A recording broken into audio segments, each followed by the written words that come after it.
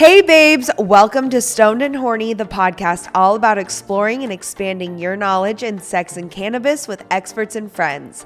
I'm your host, Hayley Herms, and today we're talking about sex and marriage, abortion, and raising kids being a canna mom with our special guest, Shonitria. Yes. Shonitria, Yes. Let's get into it. Yeah. Are you ready? I'm ready. Okay, and you can curse too. I fucking love your page. Like, Thank you. You are you keep it real. You're so open. You're like so open, and it's like, it's hard. I don't know if I could ever be that vulnerable. But it's beautiful because you have so many supporters that like relate. It's people like me that want to hear this and inspire me. And like, but you're open about everything. Like I'm telling my friends about you. I was like, this girl is amazing. Or this woman, she's amazing. Let's just dive into it. For sure. How long have you been married for? Okay, so Or are you not officially married? we're not like married as in the eyes of the Okay. government and the law. So Okay. like, but I think like California has like common law marriage. So Yes, technically 10 we years. kind of are married. We haven't been living together 10 years, but we have been together for 11 years. Okay. And it's been a wild ass fucking ride. And I can actually say after being together 11 years that now I'm ready to get married. And that's like the wildest shit ever. But for me, I needed to see certain things and characteristics in him to know that like, I mean, yeah, we have 2 kids, which is like the wildest shit to be like 2 kids later, 10, 11 years been together. And now I'm ready to get married. But like, Yeah.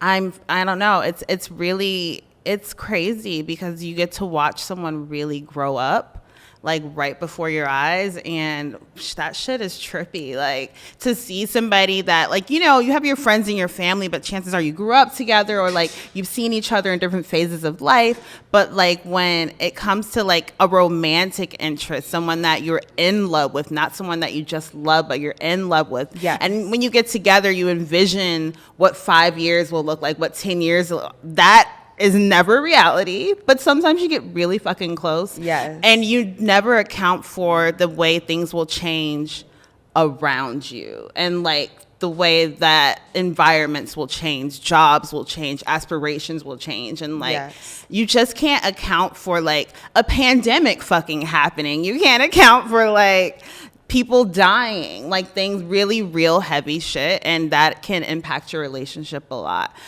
So that's like one of the big parts where I'm like, oh shit, like being together a long time, girl, it's a lot. And also, Thank you. I'm so glad you like following Blowin Mama. Sometimes I'm like, should I tweet this? Like, or should I post this or say this? But other times I'm like, I wish somebody would have fucking told me this shit before I got in a relationship, before I started having kids, before I decided to have kids and have a business. Like, there's so many things to it. And sometimes I'm like, let me just shut the fuck up. Because like, I ain't trying to scare anybody and be like, no, don't do it. But also like, I like to show when my kids are cute. I like to show like when I'm having a little date night, but also we had a fight, like, and keeping it real and not being like everyone else who's like, look at my family. It's so perfect. Look at my husband, look at this. And it's all a facade, you know? Yes. And I want to be honest about it and show that like, if I would have posted all those photos of us smiling, you would have never known that we had an argument. You would have never known that. And it's important because if you're single and you're looking at that vision and version of relationships and families, you expect it to be that way. And so when you get in it and it's not, then you're like, well, fuck this, I'm bouncing, or like, I didn't expect this, and you're crying in the corner like, oh, it's not supposed to be like this. And it's like, yeah, it is. It's like this for everybody. Amen. That's a wrap. That's okay. The show's like over. It's like this for everybody. So I mean, and that's what I love. I remember there's these stories you posted one time. It was something about how like you were like kind of sexy, you were feeling sexy and you wanted to like show off for your, I think you like referred to him as husband. So I'm just, should I call him your boyfriend? I call him Bae. Okay, Bae. Yes. So you were showing off for Bae or like you wanted to, and then he kind of like ignored the signs, and then you felt like kind of butthurt, but then you came back, you hyped yourself up, and you went back, and you like stood your ground, and I was like, it was just one of the millions things that you posted that like stood out to me, and I just like loved that you were so transparent, because I think that's so relatable, and so many women can understand that. And there was a couple questions that like regarding this topic that at the beginning that inspired this and was like, oh my God, if anyone would know, it would be you. Okay. And so I like asked like, what questions you want to know? And so I thought, so one person said, why do most couples' sex life die over time? Like, why do you think that is? And how to communicate is what they wanted to know. Okay, so there are a lot of factors that can play into the decline of your sex life, right? In the beginning, everything is super hot, it's steamy, it's new. First time fucking in the shower, first time fucking in a car, first time fucking in, on a vacation, first time fucking on a balcony. Everything is so new. Oh my God. But by the time you're on your 10th vacation, you're like, is it still new? Like, if we're still like it, and so then it's kind of like, you can't just be about that newness. Like, you 1,000% need to be about like that person. And you have to let go of expectations of them and of yourself. And honestly, life happens that can like really fuck up your libido. Like, you can start taking a medication. They can start taking a medication. All of that impacts like your sex drive. To me. Yeah. And you won't even know it. That's like you'll be like, what's happening I to knew me? it. You knew it? So like, a couple years ago, I started antidepressants and anxiety medication at the same time. And all of a sudden, like, my sex drive was like disappeared, and to come, it was literally so hard. It literally was like, I would literally be like it felt like I was like on a football team, like putting in fucking work. Like, I was like, oh my God, like I'm never gonna Nobody come wants again. to work this hard. I know, it was so hard. I was like sweating a little, like I'm gonna burn my clit off. And like, I was so upset. Eventually I got some of it back. It wasn't so hard. It wasn't horrible. But recently I'm starting to wean off my antidepressants. And right now we took it down 1/3. And girl, this libido. Is she back? She's back. But I'm so horny. Like, I'm so horny. Like, I want to call my ex. Ooh, like, but don't call your I ex. won't. I won't. I promise I won't. But I thought about it. I'm not going to lie. I've been there. Horny. We've all been there. I know. It happens. Like, the flesh is weak. Yes. So essentially, any kind of life circumstances, and I agree, can happen where things just like fizzle out. But also, like, what are your thoughts on like, or just ideas of making, like, after 11 years? Yeah. What are some like core beliefs or things or practices that you do to like get it going? You have to be like super open all the time with like your communication, open to trying new things, open to going to, I actually, someone that I know, she and her husband just started seeing a sex therapist. They've been together like, I don't know, like 7, 8, 9 years or something like that. Okay. And they're just doing that. So it's like being open and being like, hey, I don't know everything. I don't know everything about my own body. I definitely don't know how to help like please your body. Let's get help. So like being open to going to a sex therapist, being open to watching like sex TV shows or books or like reading literature and things together, so that you guys are able to figure out, like, how can we spice this up? Should we be trying new positions? Let's look that up together. Like, should we be, like, going on vacation? Maybe it's because we used to go on vacation a lot, and now we haven't gone in, like, 6 months, a year. Like, maybe it's time to do that, like, switch up our surroundings. Sometimes you fall into, like, what I call, like, the roommate slump. And it's like, you're living together, you're in your routine, you have your 9 to 5, I have my 9 to 5. Like, by 7 p.m. we eat dinner, by 8 o'clock we're Netflix and chilling, and then we're in bed and rinse and repeat Yes. and do it again, and like, Yes. and so then you fall, and next thing you know, it's been a year, no vacation, like, you know, you're having like no date nights or not as many as you used to, Yep. and then you realize we haven't fucked, like she hasn't sucked my dick in a while, I haven't had my pussy ate, like all of that shit, and you are tight, you're wound the fuck up. Mm-hmm. She's probably wound the fuck up.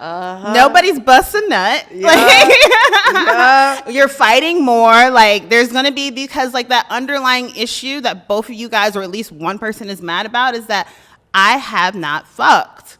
And I'm not going to cheat on you, right? If you're in a healthy relationship, then they're not thinking about cheating. They're just like, I want to be with you. Yes. Like for men, they're very much so like, sex is a way of connecting. Like, yes, sex is like a way of ejaculating, like releasing, busting that nut, whatever you want to call it. Yeah. But it's also how they connect with their partners. They're such like, Physical beings. yeah, I was gonna say simple creatures, but I love physical beings. Like when they like climax and orgasm during sex, like that's like when they're super vulnerable, and you like hold them, you caress them afterwards. You can have the best conversations after that. Like you can do almost whatever you want. You can ask for money, you can ask for a vacation. You know, if you're thinking about that vacation after y'all have sex that first time, ask him. He's gonna say yes. He's gonna move shit around the schedule. After the sex or after the sex. Okay. After he busts his nut and you bust your nut and you guys are like in the afterglow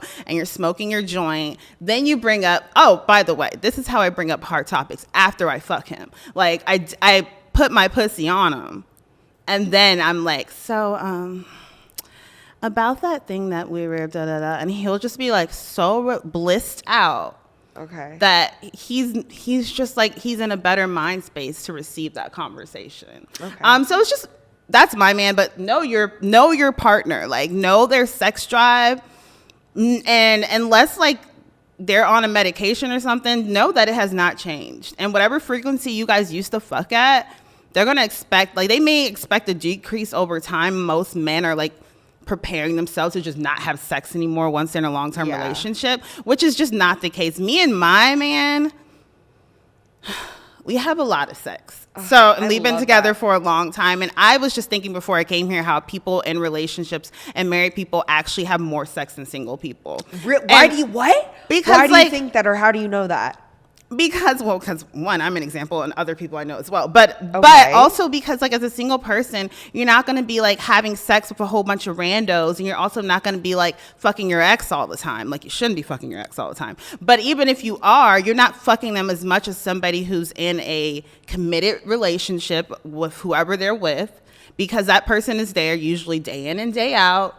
And if you guys have like an equally yoked sex drive, you guys are fucking all the time, bar responsibilities and other things you may have to handle. Yeah. You're gonna like, because it's safe, you know they haven't been with anyone else. You don't have to use maybe you do, but maybe you don't have to use a condom because you're in a monogamous, assuming whatever you guys are doing, you trust each other enough where you know that like I can have sex with you and I'm not gonna get a disease, or you know, like pregnancy is not gonna happen or anything like that. But like you're fucking a lot, which is why a lot of couples have hella kids, because they're fucking a lot. But like they're fucking a lot, and I think that it's like a misconception where people are like, oh, I'm gonna get married and now I'm never gonna have sex again, when it's the opposite. Honestly, it just depends on the two people. Like I've always loved sex. I don't think I feel like I'm gonna love sex until my pussy just dries up and it's just like, girl, no more. Amen. Like I can't whop anymore. And then, but until that day, and I honestly feel like right now I'm at my sexual peak, like my prime. I heard women peak when they're in their 50s though, and I'm like,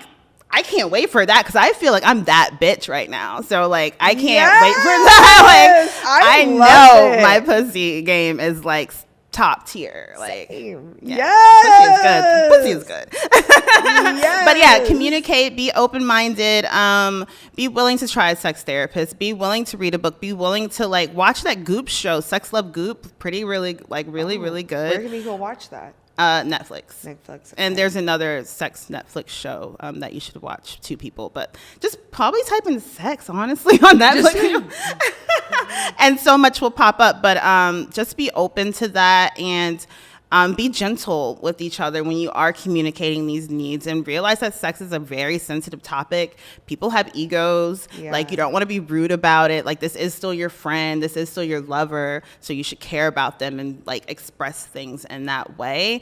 But don't just take L's and like go years without having your pussy ate, and you like having your pussy ate. Like, say something. Like, say something about it. So that next question was, how do you communicate? Like, so many people are like, well, now they've got the courage to actually communicate, but they don't know, like, they don't have the tools to do it. Like, what would your advice be to them, like, how to go about that? I mean, don't be afraid to ask for help or get help. Go to the sex shop in your neighborhood. Like, those people are super, like, those salespeople are super knowledgeable about every product in those stores. And like, if you come in saying like, hey, I want to try this, but I've never done that, blah, blah, blah, they can guide you in finding what you may need to bring into the bedroom. Maybe it's something that you guys do together and make it like an activity. Like, maybe your next date night is going to the sex shop together, and like finding things where like you go over here and find something and I go over here and find something, then let's pick something together and let's go home and play with it. And that's date night, right? So like, being super open to the possibilities of things together, like, and be willing to have fun. Think of sex as something fun. If you're not having fun anymore, then why are you doing it, right? Like, make sure you're both consensual, obviously, but that you're having fun and exploring each other's bodies and like figuring out different little quirks and like nooks and crannies and things. And like I will say, like,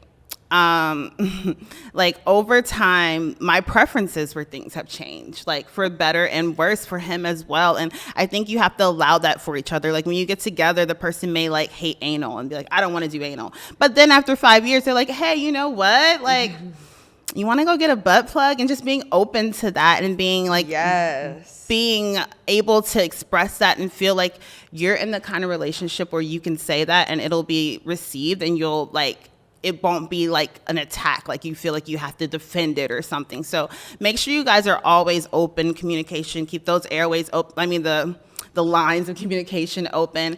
But I would say, like, try my method. Like, after sex, I feel like don't talk about the things you don't like about sex right before you're gonna have sex. Like, instead, or however, this just reminded me, Ashley Manta, who's like the canosexual on Instagram. She's my next guest. She's amazing. Oh my gosh, you're gonna love her. I've had her on the podcast before, and she mentioned, like, kind of before you have sex, which is a great idea, because sex can be like a contract, saying like what you want to do, what are your intentions, like, you know, if I touch you here, is that going to be okay? And so then you're going into it kind of like a sexual pact that you're making with each other, saying like, okay, so nobody's getting surprised, so nobody's like putting a finger in a booty hole and the other person's like, oh no. I hate when like someone just slips a dick in my ass. Like, don't do that. Yo, I'm screaming. Or like, for me, like, I don't like I don't like receiving oral sex. I know it's weird, but so if a guy were to start going down on me, I would be like alarmed and like immediately turned off. And whereas most women like are like, yeah, like, you know, I'm down there, and I'm like, get the fuck up right now. So it's like having those conversations beforehand can alleviate that and make sex, like, we know what's about to happen, we know it's about to go down, and it's going to be something we both want. But it's all about communication again, and knowing when to have those conversations, and knowing your partner, and knowing yourself. Know yourself. Knowing yourself. First and foremost, because you can't communicate your needs with your partner if you don't even know what they are. If they're like, okay, well, how can I make you come? You didn't come. And if your response is, I don't know, then it's like, how am I supposed to know? If my man says, how can I make you come? I'm going to say, well, play with my clit more. Like, I love clitoral stimulation, and or suck on my nipples more. Like, you know, nipple on my neck more. Like, choke me slightly. Like, and then I'll come. And then he's like, okay, that's all I got to do. And it's like, sometimes it's studying that person, but like knowing like their level of adventure that they're down for as well. I feel like it's a lot of talking though, and like, some people don't want to spend the night or a day talking about sex, but it's really important. That's one of the reasons why I started this show, was because especially I was finding so many women weren't talking about sex with their friends, and I was just shocked, because like, all my friends and I talk about is sex, and like we love it. It's like fun. Maybe I love talking about sex. It's like one of my favorite things, and people just think I'm like a hornball, but it's like sex is it's so interesting. There's so much that goes into it. So much energy that's there. Yes. It's like powerful. It's like sometimes if you're really having a good like orgasmic moment, you feel like you're gonna see God. Like that shit can get deep as hell. Like that's happened to me a couple intergalactic. times. Like you're in another galaxy. Like that shit is multidimensional. It's crazy, y'all. Yes. Oh my God. I completely agree. 1,000%. Especially on drugs. Well, not like drugs, but like shroom. Well, maybe drugs, but especially like shrooms and weed. Like sex is bomb, especially on shrooms. Oh, I agree. Shroom sex is top tier. I've never done it before. It's good. So I'm going to look forward to that moment. It's good. It's really good because like, yeah, it's really good. It's like, it just feels, you're just like that connection can get so deep. Intense. And you can feel like you're just fucking for hours and it's probably like 20 minutes or My something. friend and her man were like, they said they thought they were like Avatar. They were like, they felt like the blue things with the tails. And I was like, whatever they took, I want It some. was so like, it was so good that he thought he like nut in me. And he was like, you're pregnant for sure. And I was just like, I don't think you did. But he was so in it that he thought that like, he was like, you're pregnant for sure. And so I'm like freaking out, trying to find a plan B and everything. Like, obviously, spoiler alert, I'm not pregnant or anything. I was like, dude, you were tripping so hard. You thought you came, but there's no way you could have came because you were so, like, you were tripping so hard. Like, I don't think, because he was just going. Like, he was like the fucking Energizer Bunny. And I was like, for my guy, when he's like that, he doesn't come. So I know that, like, and he was just fucking, like, and, like, even when we stopped, his dick was still hard. And I was just like. I love that for you. And I was like, I could just literally hop back on at any time. And he was just like, I don't know. Like, it's just. Sometimes it happens. I was like, fuck. More energy, guys. Like, let me get back on. It was really, dude, it was like, that was some of the best sex we ever had on those shrooms. And like, we were just in the bed and it was like nothing else. There was nothing else in the world but us in that bed in that moment. Like deep connection, falling into like a portal of like the best sensations, the best feeling, the warmness, the like. I feel like I was there. It was good. Oof. I feel it. I just got the chills a little bit. Woo! It was really good. So like definitely, but make sure like your setting is good, right? Like make sure you're somewhere where you both feel comfortable, where you know no one's gonna call you, no one's gonna email you, no kids are gonna walk in, no roommates, nothing like that. Like that you guys are like in your zone. Like you have your candles or whatever that is for you, your incense, your little thingy trinkets, whatever, Airbnb that makes you feel super chill, no TV maybe, and put on your favorite music, make it vibey, and boom, have a good time. Agreed. I definitely agree. And speaking of Plan B, great transition. Dun, dun, dun. Dun. So one of the things I wanted to talk about, because you also shared on your Instagram, was recently we all know the big controversy around abortion and how women were going back to like the 1800s apparently. Roe versus Wade. And here we are is being overturned. And so immediately for season 2, I knew this was a topic I wanted to talk about. Specifically also because I grew up in a very Catholic setting. And so I was raised like very pro-life, like Republican, like was like, I remember in like 7th, 8th grade, abortion was kind of being like talked about and things. And so me and my best friend like looked up like abortion videos online and we're like, oh my God, like we bought into like all the propaganda and we we're like, never pro-life. Which eventually, as I became my own human and started educating myself and becoming a citizen of the world, and then the stock market crashed, I went to public school. You knew I was going to find out about everything there. You saw it all. You figured it out. Yeah. And so, I knew that abortion, like I just personally couldn't get myself to do it, but I understood why other people did it. And then eventually I just knew so many people and myself had problems and this and that, where abortion was like the only answer or else you'll die. And so, and then there's just so much that goes into it. But I know that you shared on your Instagram that you essentially said you have a couple kids. I think you have 2 kids, right? You have two kids, but and I've had 3 abortions. Yes. And I don't regret any of them. Like, I think that people, everyone has different reasons for doing the things that they do, like highly individual choice, sometimes not a choice. It's like the only answer. Like you said before, it's life-saving. But other times it's life-saving in other ways. And especially when you're talking about people's mental and emotional health and your financial capacity, and even just like the time you have, being realistic about your lifestyle and saying like, if I have this kid, like, I won't be able to be there for it. I'll probably have to do this or that, or like I'm already going through postpartum and now I'm going to have another kid. Like, is that fair? Or I'm struggling with my mental health right now. Would a newborn really help my mental health? And just being really honest about yourself and like your life circumstances.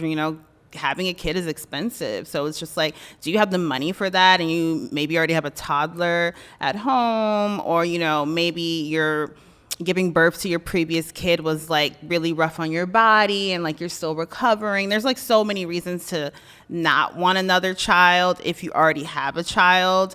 And I think that so many people just see it as like, this is a blessing. Why are you not doing this? And, there's so many women who can't have kids or who struggle to have kids. And those women will be the ones attacking, like, oh, how dare you have an abortion? Like, I haven't been able to have any kids. And like, there's not 40,000 kids sitting in LA foster care alone right now. That part, but also, like, stop projecting your shit on me. Yeah. Like, that's what both things can literally exist at the same time and be true. Yeah. Like. Yes. Amen.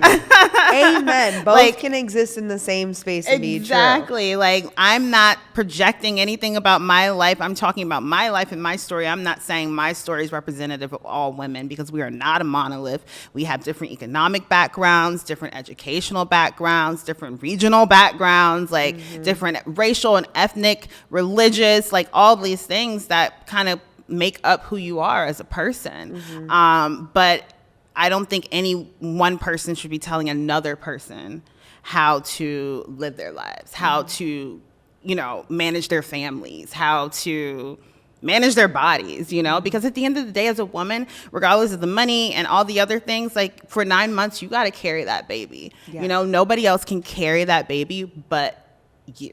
Yes. Like, no matter how much your partner loves you, no matter how much your mom or whoever in your life loves you, it's you. Yes. And you have to be up for it. Yes. And if you're not up for it, don't put yourself through it. Yeah. That's just how I feel. I feel like the world has enough kids in the world who are not being taken care of and not being loved the way they want to, like the way that they deserve to be, because they didn't ask to be here. Don't bring kids into this world that you're not going to love and care for. Like, that's just how I feel, because kids deserve the world. They deserve the best. They're our future. And there's so many who need homes like now. So like, and the political climate that we live in, and with climate change too, it's like, why add more to the population unless you absolutely want this? Like, you are choosing this life, this child, to have a family, to be a parent. Like, be all in. Yeah. Don't just like, ooh, well, I kind of like, even people who are like, I'm having kids because my partner wants to have kids. That's the wrong reason to have kids, because what if y'all don't work out? Yeah, they're like, we'll have a baby and things will be okay. Yeah, like, we're going to get married and have a baby to fix the fact that he cheats on me. No, girl, that's not how it works. Yeah, it's going to be really expensive for you down the road to get out of this situation. Like, and 18 years tethered to someone who ain't shit. Like, good luck. And let's be real, parenthood doesn't really end at 18 years. No, it doesn't, because my mom is still parenting me, and I'm 34. So yeah, exactly. Never ends. Actually, mom never goes away. Exactly. And so, speaking of mom, what was your growing up? What was your experience like with abortion? Like, was it like normalized and cool, or did you also like grow up like extremely like religious or something? Yeah, that, like, I mean, I grew up like in the South. Like I grew up in wow. Georgia. I was born in Mississippi. Like my mom is Baptist Christian. I grew up in the church as well, going like every Sunday. Woo, yep. Every Sunday to church. So yeah, I've been baptized. So I'm, that was kind of like my upbringing. My stepdad is Muslim and Nigerian. So like I have super conservative parents, Southern, my mom. So like, hell yeah, like abortion is not something you do. Like that's not something like you talk about if you do it. And is that a state that you could have easily accessed an abortion? I have no idea, but I know that Mississippi, absolutely not. It's actually one of the states where it's really, really hard. Like Mississippi, Alabama, Louisiana are states where it's very, very hard. And I think I haven't been following things politically, but they're making it hard for you to get an abortion in those states.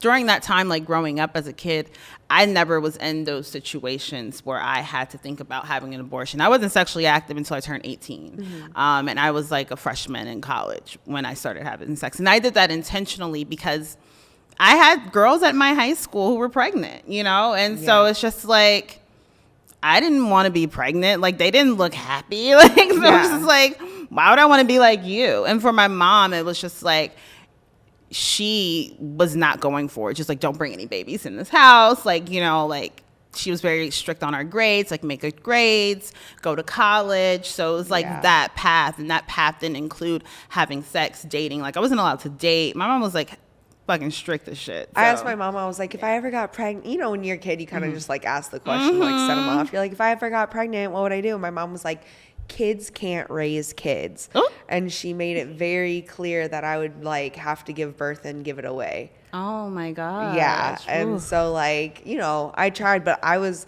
as if you know or may not know, if you're a listener, you definitely know, I was very sexually active when I was like young, before I was even in middle school. What? So yeah. So like, I was doing things that were sexual that I didn't even know were sexual. You're just, monkey see, monkey do, what the kids tell you on the playground, what they saw online kind of thing. And so not even aware, and like, it's just kind of like, crazy. So and it's weird to think about because that definitely could have been me. And like you said, there's people but I grew up in California, whereas like we could have easily, a lot of the girls in my school easily had access to abortion. However, I feel like you probably saw maybe more pregnant women in your high school because they didn't. Or it's just the mentality of like, okay, like you're gonna have that baby. Like, it's not like an option to have an abortion in the South. Like, it's just like, okay, well now you have to bear that. It's kind of like shaming like these young girls. It's like well, now the you Scarlet Letter. Like you have to wear your shame. But then also there was like that TV show that was super popular at the time. Like, was it like 15 and Pregnant or something, that in TV show? Teen Mom. Yeah. But there was also that movie 15 and Pregnant with Kirsten Dunst, and like it was like an obsession with teen pregnancy. Well, so I actually have a theory here. Do you remember that era though, where it's like everything was pregnant teens? I call it the Jamie Lynn Spears era. Oh yeah, because she was pregnant. Spears was the Solange one who Knowles made it. was pregnant as a teenager too. She was like 16 or something. Oh, she was a kid? I didn't know that. Yeah, like grown ass kid, but like she was a teen mom as well. There were a lot of celebrity teen moms back then, so it was like a huge fascination. Okay, well for like my generation, like. So I'm 26. Yeah. And so like I feel like my generation of like what I saw was like Jamie Lynn Spears got pregnant, and then the Pregnancy Pact movie came out. I actually know one of the girls who was in the movie. Oh my gosh. And played the pregnant teen. And then we saw the teen mom era come out, and they actually did a study and found out because of teen pregnancies were going down because people were that show was so much drama. It's like, yep, see, that's what really happened. But it was important. Yeah. It was very important. And then I saw it again, and like, all these women have their reasons, whatever. But then we saw when I was in college, Kylie Jenner got pregnant or like was becoming a mom. And so then. How old was she when you got pregnant? She was like 22, 21? 21. Oh my 21. God. I would not. Literally. And then I had a friend who got pregnant, and she loved being just like Kylie Jenner. So like, same hair, same accessories, Wow. same boyfriend, like very like, and then she got pregnant and her friend got pregnant, and I was like, oh my God, it's happening again. So it's interesting to also, which is a whole different topic, but seeing how much celebrities and pop teens, culture influences like sex, like among teens, basically. Exactly. Even now, I feel like in this era of like Euphoria and like these different teen shows where these kids are like really living crazy ass lives, which for me it's entertainment, but I'm also a grown ass woman and I'm not like a teenager probably trying to watch this show and thinking like this is like, which, well, to be fair, that shit does happen. I can't watch Euphoria. It triggers me. Yeah. It reminds me of my childhood. I had, drug abuse problems too in high school, and my high school was actually, the nickname for it was the pharmacy. And so drugs were very heavy at my school, especially in white suburban neighborhoods. They think like everything's chill, but that's where like the worst drugs are because they're the hardest drugs, and like, so, and they're getting them from all over, and it wasn't too hard. And so it was like all around me, and it was scary. But yeah, yeah, there's a lot of situations you could end up in, and it could have been a whole lot worse, but I can't watch Euphoria because it triggers me a lot. I feel you. Now, I think a lot of people feel that way, but I'm like so obsessed with it. You're either like obsessed or you're triggered. You're obsessed or you're triggered, and I definitely agree, but it's weird to think about you're triggered because these things are actually happening It's just to real. kids. It's like people are writing this from like real life experiences. Like you don't like writing comes from part life, part art. Like it's and you look at these parents, and a lot of us, like my other friends too, are relating of like, oh, that was like my mom and this and that. And when you see it from the different lens, and you start looking at your parents as a human growing up, it's just like a whole different lens to look at and be like, wow, like they make mistakes too. They're not the Holy Bible, the end all be all. But so definitely you grew up, and to like circle back, you grew up in a conservative household, so that was just kind of like, that's not even an option. And then you yourself were just like so scared by the people around you, or you're like, because it's like your mom is telling you don't do this because this is going to happen. Then you literally go to school and you see some girl with her like teenage boyfriend, and they're like about to have a baby, and you're like, yikes, don't want that. It's like Mean Girls, you will get pregnant and you will die. And it's like, yeah, you will. Look. Yes. So like, I don't know, like it's definitely, but being in like suburbia, like it's just like that girl was like, everybody kind of looked at her like, don't be like her, like, and like she was like ostracized kind of in a sense. And so it was just like, damn, like I don't want to be that girl. So you do everything to not be that girl. But also like I was just trying to get the fuck out of my mom's house. My mom was strict as shit. I wasn't allowed to date. I wasn't allowed to have a boyfriend. I wasn't allowed. Our house was dry. My mom doesn't smoke. She doesn't drink. So I was just like, I need to make good grades and fulfill her requirements so that I can get the fuck out of here, go to college, go wherever I want, and say goodbye and be a hoe. Okay. And that's what I did. I love that for you. I had a plan. My mom was just like crossfaded all the time, letting me take like grown men into my bedroom. And okay, well, that's no, I know. Trust me, we talked about that on a whole other episode. It's a whole topic. I feel that. But like, yeah, exactly. So, what gave you like the courage to talk about abortion? Because to me, it's like publicly online and share your story, because I thought that was so brave, and you made so many like great points. And I love how you were very prominent, like, I chose this is my life. And like you said, all those reasons earlier of why someone might do it, all amazing, valid reasons, especially because children are the future. They deserve more, like you said. Is there any person, or you just came out and you're like, what gave you like the chutzpah to do that? I mean, I get so scared talking about abortion online. I'll support it. I'll post the fundraisers, everything like that. But me personally, I just like, I'm still like tabooing through it still. It's a lot of unlearning we all have to do, like society can really do a number on you, and just being indoctrined to certain ways of thinking. It's really hard to like retrain your brain, but intelligent people are able to do that. And you give yourself grace to know that like I will fumble sometimes, but I'm going to do it. So for me, just being a journalist and coming from that background of knowing that the impact of telling stories and being honest about it, it was a no-brainer. Like, and for me, it's just like, I have you have thousands of followers. I have thousands of followers, hundreds of thousands of listeners on my podcast, but that it's not real. Like for me, it's like I hate to be like those people where it's like it's a simulation, like it's not real. But like I'm like one of those people. But like at the same time, attack me. I love it. Yeah, I can't see you. So if I can't see you, I can't feel you, I can't touch you. Are you real? Yeah, in a sense you are, but in my reality, in my everyday world, I don't interact with you. I don't see you. I'm not Beyonce. I'm not going to walk out on the street and people are going to be like, yo, blowing mama. Like, no, like I'm still going to be able to go about my day. And so when you look at it and just see it as like, it could be 40,000 people I'm talking to. It could be 400. It can be 4. The message will still be the same. And it's still my story, but also being in a place where I'm healed 1,000% from it. Mm-hmm. I will never talk about anything that I'm still going through or dealing with because I don't feel like I have I'm not removed enough from it to be able to talk about it in a way where I can convey the messages that I need to convey. I love that. Otherwise, it's just like you're just dumping your shit on people and people got their own shit they're dealing with. So like, don't do that. Like, focus on you.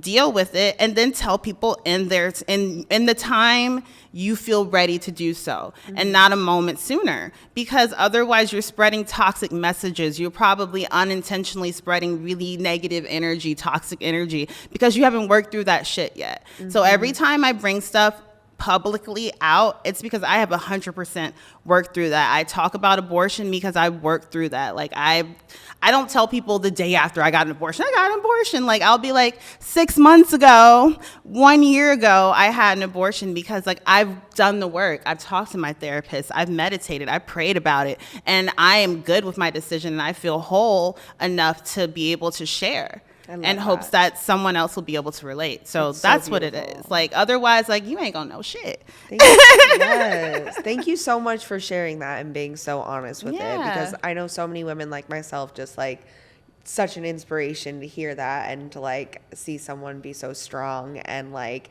you said, you're healed about it. You're not just throwing your shit on people. Yeah. But with that said, you still are a mom and I love it. And you're not just a regular mom. You're a cool mom. Cool as fuck. You're a Canna mom. Yes. So last subject for today is Miss Canna Mom. What is it like being a Canna? Not only what is it like, but have you faced any like backlash in your personal, not your public life, your personal life? Because I know there's a lot of people on the keyboards that probably say shit to you, but in your personal one-on-one life, has anyone around you ever like called you out for being a Canna Mom? And because you talk about everything from like, you could possibly get taken from CPS, your kids taken from CPS, and how do you navigate that? Just like spill. Yeah, I mean, so it took a while for our parents, like my mom and like my stepdad and Jared, my partner, his parents, to understand what I was doing, to understand that we both smoke weed. Like, first of all,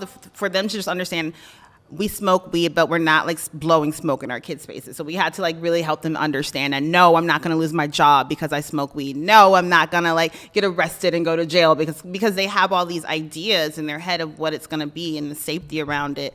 So it took years of just like talking to them for them to finally, to this day, both of our parents are like, they get it. They're like kind of on board, but they understand it. But so just being really patient and having like multiple conversations, watching documentaries with them, like sending articles to them, talking to them, being patient and understanding that they have so much unlearning to do about this fucking plant. And we have to be super patient with them and know that it's out of love. Like, it's out of love.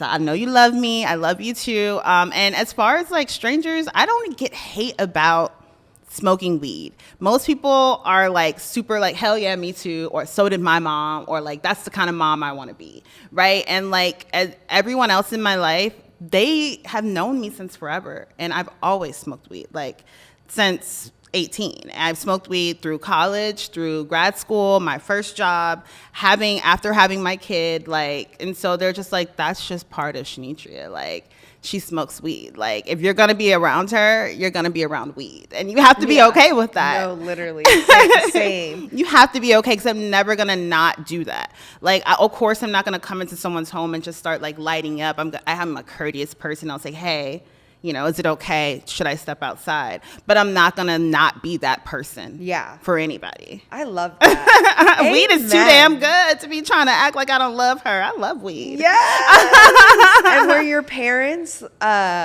open to watching those documentaries and articles you sent them? Or were they hesitant at first and just dismissive of it? Because you see the really supportive parents, and then I've been one of those people where you're like, people always want to be like, well, show me, like, they want proof. They want, but but I've gotten to one of those arguments before, and I was like, okay, here's your proof, and I sent like 5 articles or this or that, and they're like, they just dismissed it, and they're like, oh, well, I'm like, I just spent all that time getting you what you asked for. So did they do that, or they're like, okay, I guess we'll take a look? There's resistance, you know, and you have to be willing to just meet people where they are, you know, and understand that first conversation, that second conversation, third, fourth, fifth conversation, they probably still won't get it, and you still have to just like continue to like, because you know you're right, and eventually they're gonna come around. So it's just like being patient and meeting them where they're at, keep meeting them where they're at. And so with my parents, they didn't have a choice. Like, they were visiting me in my house, so like that's what we're gonna watch on the TV. Yeah. like my mom was there. Like, that's what we're watching. His mom was there. It's like, you're visiting us. This is what we're watching, and like explaining it to them, and really like us being black, saying like, I know you think that we're gonna go to jail because of the war on drugs, but you need to understand that was the best marketing scheme strategy ever. Shout out to Nancy Reagan, girl. Like, marketing campaign. Like, Kris Jenner can never. Yo! A great just say no. Like, who doesn't remember the commercials? So like, this is your brain, whatever, and this is your brain on drugs, and the scrambled egg, and it's just like, it's great. It was brilliant, but that's what we're going up against with our elders. So we have to be super patient with them, and we were. And like I said, it took years. Same thing with relationships. Like, don't expect everything to get resolved in the first conversation. It's going to take multiple talks, multiple impressions, multiple conversations, because you guys are coming from 2 different worlds, 2 different backgrounds, and you're trying to live together. Like, is there ever a point where you like, what do you think is the thing where you're like, I'm never going to get through to them? Or do you just always like keep it like open? I mean, of course I vented afterwards, like, oh, she's never gonna fucking get it. Like, why are we still having this conversation? And that's the conversation I have with myself. I don't take that out on her. That's my own frustration. I'm not frustrated at her. I'm frustrated personally, because why can't you just see what I'm telling you, you know? Yeah. But it's not her. So like, just being able to process and understand that, and being able to talk to her calmly, but also slowly introducing my mom to cannabis. So like, giving her cannabis bath bombs, and that is like her favorite thing now. She'll be like, oh, can you send me some more bath bombs? She fucking loves Kush Queen and their bath bombs. Can you send me some more of that? Then like slowly giving her like topicals, like salves to rub on her knee, because she has like achy knees, and like she's like, oh, I love that too. And like, okay, you like that? Well, now here's this. So like, just slowly like reeling her in by like finding out, showing her the medicinal side, and actually in action how it can help your life, you know? And then once she sees that, now we go back to talking about the science. Then we go back to talking about like the criminalization part. And then we talk about how when you come to LA, you see this, and when you go to Georgia, you see that, and this is why. And so then she starts to see the big picture, and now she's at a point where she's like, everybody should have this. Like, I don't understand. Like, this is just so unfair. And I'm like, oh, mommy, you've come so far. I'm so proud. I don't think she'll ever smoke weed with me, because she does not smoke. Like I said, she doesn't drink. Yeah. But to have her using topicals and loving it and understanding it and having an interest in it, oh, that shit is like worth the wait. And do you talk to your kids about it? Do they know what it is? Absolutely. How do you approach that? They're really funny. When we were in New York recently, and we were like smoking weed at some like event, me and my man, and like, I guess I probably like reeked of weed, and like we sat in our rental car and went back or whatever. And so the next day the kids get in the car, and my daughter, who's 7, goes like, Daddy, this car smells like smoke. She knew. I was like, She fucking knows. So they know what weed smells like. Like, we live in West Hollywood, so they know what weed smells like. We'll be walking down the sidewalk and they'll be like, what's that smell? And I'll be like, don't you do that. Come on. Like, you're trying to be cheeky right now. Yeah. You know what that smell is. And like, I have faux cannabis plants. So like, we use CBD on them. They take CBD gummies sometimes, CBD topicals. They love CBD bath bombs. Everybody in the family loves bath bombs, by the way. Like, CBD bath bombs are for the whole family, you guys. Get them in your house. If you don't, you're really missing the fuck out. Especially if you work out, you move, whatever, relax your body. Like, you don't get high. But yeah, so they know about it, and they're 3 and 7, so their understanding is very like elementary. But we don't hide it from them. Like, they know what a bong looks like. They know what the actual flower looks like. My son is super curious. He's 3. He wanted to smell it. I let him smell it. And I was like, so how does it smell? And he was like, good. And I was like, yeah, it does smell good, right? Because there's nothing wrong with letting them see it, letting them touch the raw nug, like the herb. Like, nothing can happen by touching it, you know, like nothing. It's a plant. You literally see that and feel that. And so just normalizing it in that way. Like, I have a waffle iron that my sister got me that has like the cannabis leaf on the waffles. And so it's like integrated into our lives in really mundane ways, but for them it's normal. Yes. And I think that any parent and every parent can do that.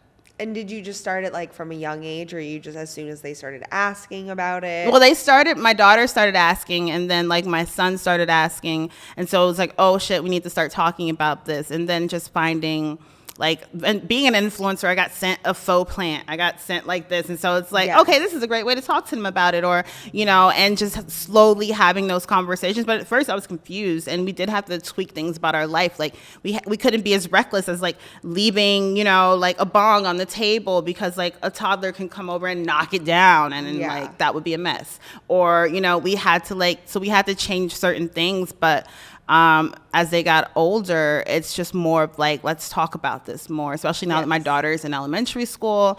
You know, still got the DARE program going. So yeah, I know. It's just so like, what the hell are we doing? But yeah, talking to them and never stopping the conversation, just like the conversation of consent, just like the conversation about race, just like the conversation about like people with disabilities, and like having to help my kids understand that like some people are in wheelchairs, some people have disabilities, and it's okay.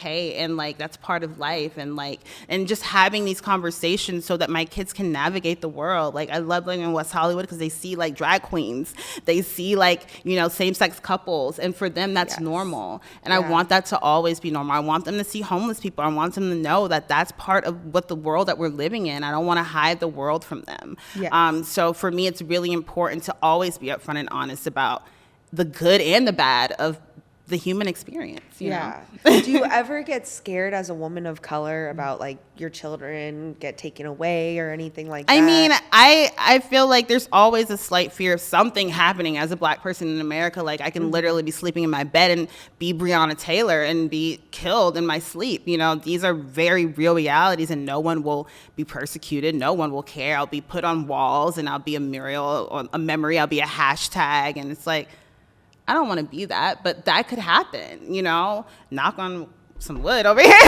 But like, that's being Black in America, period, regardless of if you smoke weed or not. That just adds another layer, maybe puts another target on my back. But I'm highly educated, and I'm like, come with it, bitch. Because you came for the wrong one. Like, so you would almost say like your advice is someone who's trying to navigate that is I would to stay educated. Stay educated. Like, the best way to defeat anything and any injustices in life is to know your laws. Know your state laws. Know your local laws. Know their federal laws. Get a lawyer, get your medical marijuana card. Don't be telling everybody your business, especially depending on your job. You don't want to risk losing your employment over something like this, because then how are you going to support your family, right? Keep your home in order, you know, put your shit away. Like, you should be putting it away anyway. So these are basic things to keep your home safe, but be informed.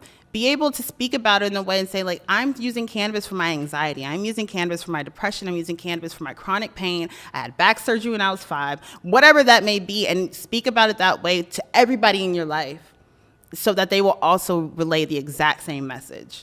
So, like, education is key. When you're smart, nobody can ever put you in a corner because you know what you're going up against. Yes, I agree. I agree. The more you know. I always tell people you learn rules so you could break them. Period. But maybe that's just the Sagittarius in me. No, that's like, I'm literally like, I want you to come for me because I got a lot of pent up rage and I want to take it out on somebody. I'm not the one you want to fuck with. Like, I'm way too smart. Like, I read way too much and I know a lot of people. I love that. And I love that. And whether you like to read or not, because I don't, but knowing your laws is so important, especially like most people don't especially know. If you smoke weed. Like, yes. Even if you have kids or not, if you like to ride around with weed in your car, you need to know your laws. Yes. Like, period, because the last thing you want is to get pulled over for a broken tail light or whatever it may be, and you have weed in your car, and now you're in jail. Yes. And now you can't go to work tomorrow and you lose your job. Yeah. I like to do, like with traveling, I love to travel, but I'm realistically, there's places I know I'm never going to travel, like Russia. You know, that I'll not that I wanted to go there to begin with, but but as we've seen with that star athlete, she was there. Brittany Griner. It's really unfortunate, but you need to know the laws. Like, for instance, I went to Nigeria in December of last year. I really wanted to bring weed, but I was flying Qatar Airlines. That meant stopping in Qatar. Like, and Asia is like notoriously a place in the Middle East, and that like anywhere that's basically like not North America, honestly, it's not going to be as lax with like weed laws. But yeah. I went there and like even my carry-on, they went entirely through my bag. And so it's like, in America, for the most part, you know, obviously I'm not like giving you guys any kind of legal advice, and you follow your own advice and doing your own research. But this is TSA, your personal experience. TSA, they're looking for explosive, they're looking for bombs, they're looking for shit that is like dangerous and can cause harm to others on the plane. They are not looking for weed.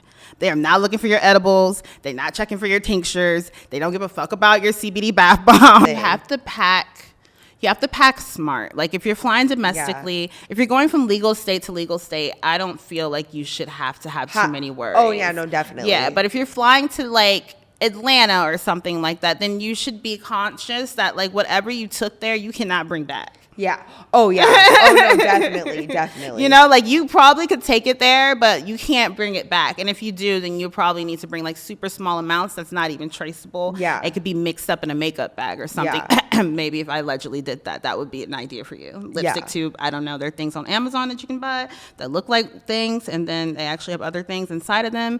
You guys know what I'm talking about. Wink, wink. Yes, I love that. There's definitely ways to get your weed to where you need to go, but make sure that it's the smell. At the end of the day, what'll always give you away is the smell. Okay. So make sure your shit doesn't smell. I love that. That's vacuum seal. Vacuum seal. Okay, make sure. Well, that's the advice we're gonna end on. Yes. Is make sure your shit don't stink. Make sure your shit don't stink. Vacuum seal that hoe. I love that. I love that. That concludes today's episode of Stoned and Horny. Thank you so much for listening. Remember, if you want a chance to join the conversation, to follow us on Instagram at Stoned and Horny and leave us a comment. Don't forget to follow us on all of our socials to stay updated on the Stoned and Horny news. And then also tell us where everyone can find you. Plug anything and anything you want to. Where do we find you? Okay, so you can follow me on Instagram at Blowin Mama, and that's BLUNTBLOWINMAMA. And that's also where you can find me on Twitter. It's Blowin Mama on Facebook. It's all the same. BluntBlowinMama.com is where you can go to find the workshops that I offer. Like, I have a sex and cannabis workshop. Yes. I have a pregnancy and cannabis workshop, breastfeeding and cannabis workshop. I have a how to talk to your kids and teens about cannabis workshop. So all that stuff's on my website at bluntblowinmama.com. You can also join a Mama Stash membership, which is a place where a lot of women get together and we are talking about weed in a safe space. It's super I like it because like all these workshops I just mentioned, you have lifetime access for as long as you're a member, so you can always watch it back or share it or watch it like, okay, I'm gonna watch this with my man and whatever. I'm talking a lot because I'm high. But also no, but I love that, like breastfeeding and all. I love that you have those things available, especially like if you're a new mom, and all of that. People always ask like, where can I get more information? So I had to make those workshops so that people could have that resource, because people need it. Like, I have hundreds of people who have gotten access to these workshops and they all are like, thank you so much, I really appreciate this. So it's an important resource. It's an important resource to have. And yeah, so there's that. You can also listen to the Blowin Mama podcast anywhere that they are streaming. Apple Podcasts, Spotify, Stitcher, wherever you like your podcast, you can give a listen. Hayley was on the podcast. Yes. Yay! Thank you so much for having me. Thank you so much for being here. My name is Hayley Herms, and I will see you guys all on next week's episode.